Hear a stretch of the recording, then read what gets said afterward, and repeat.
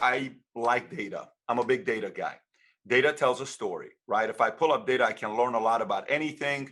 Data. If I'm running a business, say I'm selling alcohol, okay, run my dates on what day I sell what the most. And then I'll say, okay, I see a trend. December, such and such. Wow, people drink a lot on Thanksgiving Day. And, stats showing that Thanksgiving Eve is the highest drinking day of the year. By the way, that's actually a factual statement and research I've seen, right? So, okay.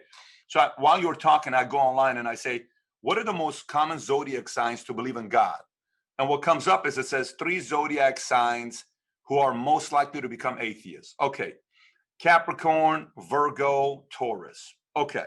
Then I go and pull up to prepare for the interview. I'm like, you know what? I'm curious. What zodiac sign have we had the most presidents with? Used to be 5-5. I'm sure you know this. Now Biden made it 6-5. Scorpion's now at the top. Then you got Aquarius is at 5, which is Lincoln, FDR, Harrison, McKinley. Then you got Cancer, Capricorn, Leo, Libra, Pisces tied at 4. Then you got Gemini and Sagittarius 3, Aries and Virgo is 2, right? And then Geminis, you got JFK, Bush Sr. and Trump, all the same. Interesting. Leos, you got Obama, Clinton, same. Interesting. So I look at a lot of data and by the way, there's some crazy data that's been pulled up. I don't know, like the data, if you've done research on this yourself, cancers are the most dangerous. According to FBI data, shows that cancers are the most frequently arrested of all signs, and their crimes are often more serious than others. Cancers, right? You got Tesla, Elon Musk, Tom Cruise, Robin Williams, George Michael. Leos are most likely to hit the gym the most, twice as much as everybody else. Leos are also the worst drivers. They get 40% more speeding tickets than Libras, except this Libra. I guarantee you I got all Leos beaten in speeding tickets. That's a promise right there, right? So I go into this, the top athletes are frequently Aquarians, Michael Jordan, 21% of top best athletes in all sports, Aquarians. Second place is Cancer, 12%. So again, I can go on. Serial killers are 2 signs, Pisces and Gemini. I pull up all this data and it tells you something. So how much of it is there that much of, if you are a sign and how you are, that's going to dictate how you're going to be? I mean, No. the data can tell us a story. What are your thoughts about the data that links to different signs? Well, the data doesn't tell anything about dictation. It tells about how people either were able to use their sun sign energy for positive things or negative things. And the most serious negative things usually come out of experiences in the first 28 years of a person's life, usually in the first 14.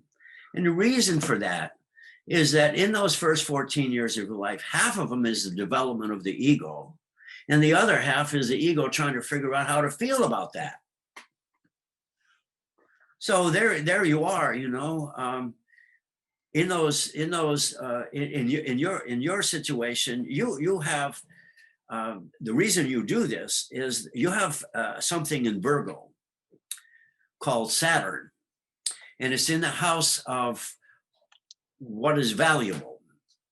And what to you is valuable is your analysis and your breakdown, and you give some kind of structure as to what people are doing, what kind of work are they doing, how are they. You're interested in all kinds of data. That's what Virgo is like, very critical analysis. I mean, you go up and down on data alone. But the idea also with astrology is you have to be careful with that, because take, for instance, the Geminis, right? There was Kennedy, and then there's, Trump, whatever, I forgot his name. I can't remember. Isn't he your favorite president? I thought he's your favorite president. I saw a picture in the background of his. He was my favorite president. Kennedy, as a Gemini, was not like Trump. Gemini function is to confront conflict and resolve it. But a Gemini, like Trump, will take conflict and use it to separate and split people up to keep himself in power. That's how he works. That's how he gains power. He just turns people against each other. And that's everything he ever did. Whereas Kennedy did the opposite. He did the Gemini thing of bringing people together and overcoming conflict and trying to connect and communicate and understand, you know. First words out of his mouth, inauguration, friends and foes alike, you know, talking to everybody. We're going to connect and we're going to be real and you can count on us.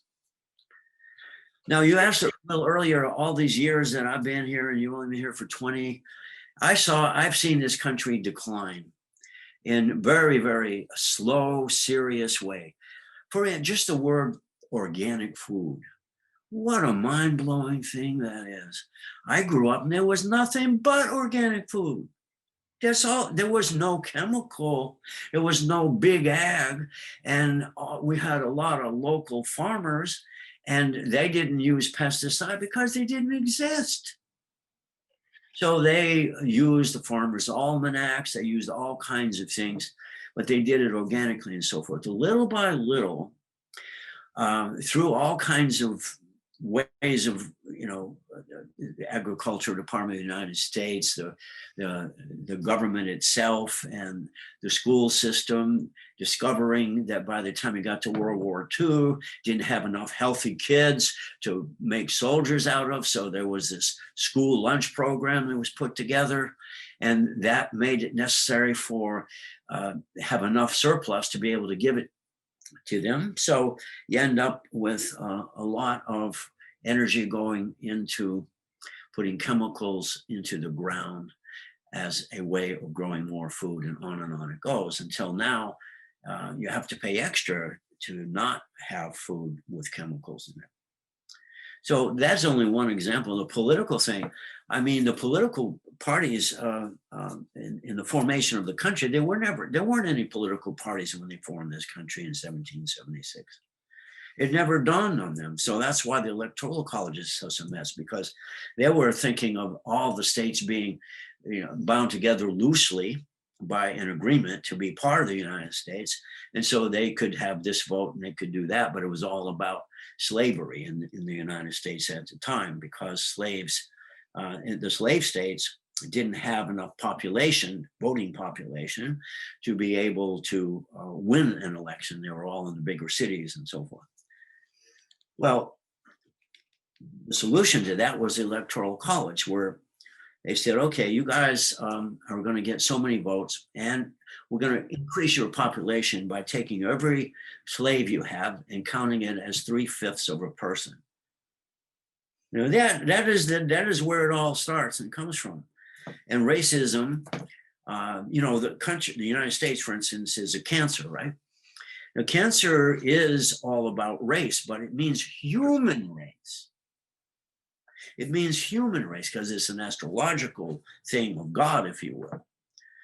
And human beings have turned it into racism, because what you said about cancers perfectly fits the United States, our behavior in this world. You know, we have this bring me your poor and your downtrodden and so forth. And then you have a president like this who does that. So cancer can be very viciously awful, mean, and terrible. And it can be also very kind, wonderful, and nurturing. And it all depends upon what happens to that in the growing up stages. So a country has an ego just like a person. Makes sense. You know, some of the best leaders of my company are cancers. Like, I mean, and I'm not talking about one or two. A number of them are cancers. So if you like this little short clip from an interview I did, click over here to watch the entire interview. And please don't forget to subscribe to the channel. Take care, everybody. Bye-bye.